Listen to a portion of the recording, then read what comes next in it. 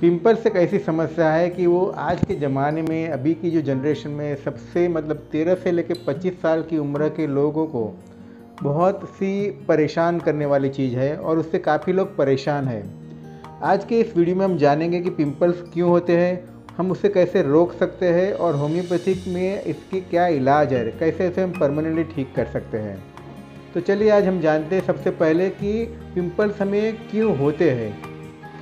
तो सबसे पहला जो रीज़न है वो हमारी ऑयली स्किन। तो कई लोगों को ऑयली स्किन की टेंडेंसी होती है कि उनकी स्किन हमेशा ऑयली रहती है।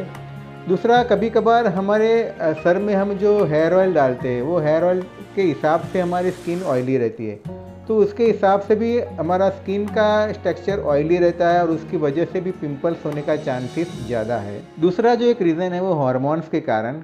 कई कभार ऐसा होता है कि 13 साल से लेकर 25 साल की उम्र में एंड्रोजन नाम का हार्मोन होता है, उसकी एक्टिविटी बढ़ जाती है और उसके कारण टीन एज के अंदर हमारा जो कई लोगों को, ऐसा नहीं है कि सब लोगों को, पर कई लोगों को ऐसा होता है कि पिंपल्स की समस्या उस उम्र में उस हार्मोन्स के कारण बढ़ जाती है। तीसरा जो रीज़न है वो है डाइट। हमारा जो फूड इंटेक है वो जनरली इस एज में 13 से लेकर 25 साल की उम्र के बीच के लोगों को बाहर का फूड ज़्यादा लेते हैं। वो है जंक फूड, बाहर का पिज़्ज़ा, बर्गर, वड़ा पाव। ये जो फूड के हिसाब से जंक फूड खाने से हमारा शरीर में मेटाबॉलिज्म बिगड़ जाता है, हमारे शरीर में कॉन्स्टिपेशन रहता है। तो वो सारी चीज़ों की वजह से भी हमारे स्किन पे उसकी इफ़ेक्ट आती है और उसकी वो भी एक वजह हो सकती है कि हमारा पिंपल्स वो बढ़ जाता है। दूसरा एक रीज़न है एक पॉल्यूशन। अगर हमारी एक्टिविटी बाहर जाने की ज़्यादा है, पॉल्यूशन में ज़्यादा है, अगर हम धूप में ज़्यादा जाते हैं और हमारा चेहरा को हम ज़्यादा क्लीन नहीं करते, तो उसकी वजह से भी क्या होता है, हमारे जो पोर्स होते हैं वो बंद हो जाते हैं और ऑयली स्किन हो जाती है। उसके हिसाब से भी हमारा पिंपल्स होने का चांसेस बढ़ जाता है। और एक रीज़न है वो गैस्ट्रिक प्रॉब्लम। कभी कभार ऐसा होता है कि गैस्ट्रिक प्रॉब्लम के जैसे कॉन्स्टिपेशन, एसिडिटी, अगर हमारा मेटाबॉलिज्म अच्छा नहीं है और हमारा जो पेट साफ अच्छी तरह से नहीं होता है, तो उसके हिसाब से भी हमें पिंपल्स रहने की समस्या हो सकती है।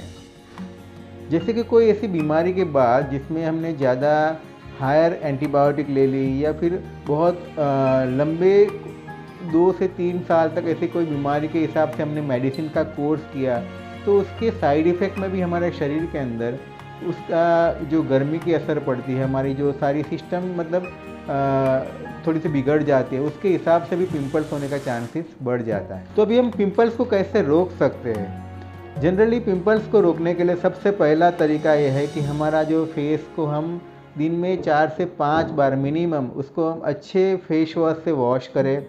ज़रा भी ऑयली स्किन नहीं रहनी चाहिए।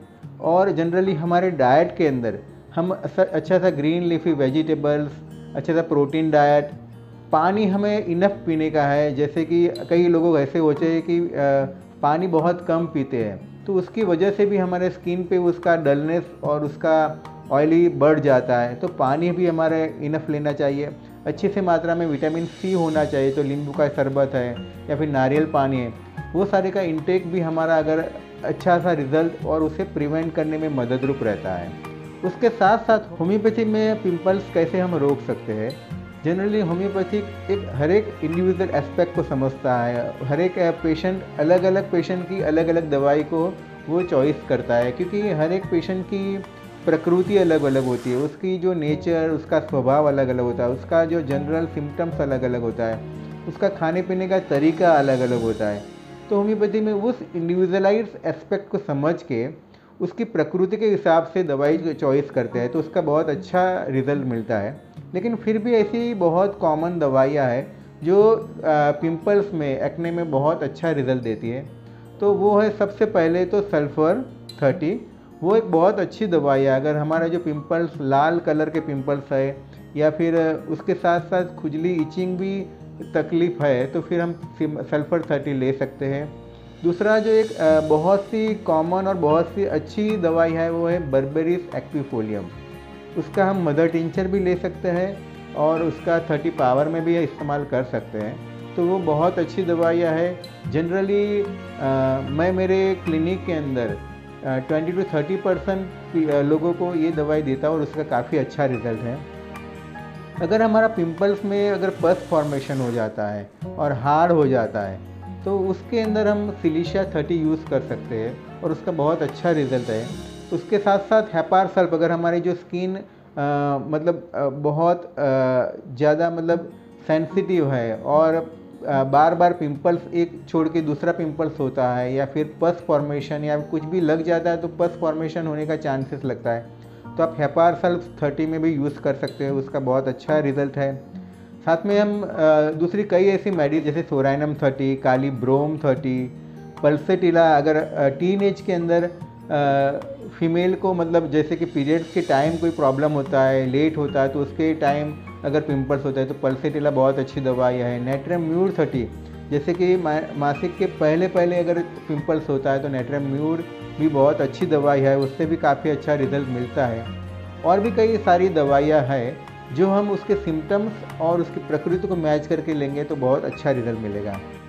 अगर और भी इस दवाई के उपरांत अगर आपको ठीक नहीं होता है तो आप नज़दीक के कोई भी अच्छे होम्योपैथिक डॉक्टर को कंसल्ट कीजिए। उनको आपकी प्रकृति के हिसाब से, आपका जो कॉन्स्टिट्यूशन के हिसाब से अगर आपकी दवाई देंगे तो उससे बहुत अच्छा रिजल्ट मिलेगा। होम्योपैथी में बहुत अच्छा रिजल्ट है और उसका परमानेंट इलाज है कि जिसकी वजह से हमारे स्किन के ऊपर ज़्यादा उसके स्कार्स ना रहे और उस परमानेंटली ठीक हो पाए।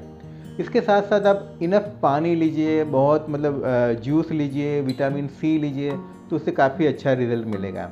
और भी अगर कोई समस्या है, कोई क्वेश्चन है तो आप मुझे कमेंट बॉक्स में कमेंट कर सकते हो या फिर मेरे व्हाट्सएप के अंदर आप मैसेज या फिर वॉइस मैसेज छोड़ सकते हो। बहुत बहुत धन्यवाद। Thank you very much. Keep smiling, stay healthy.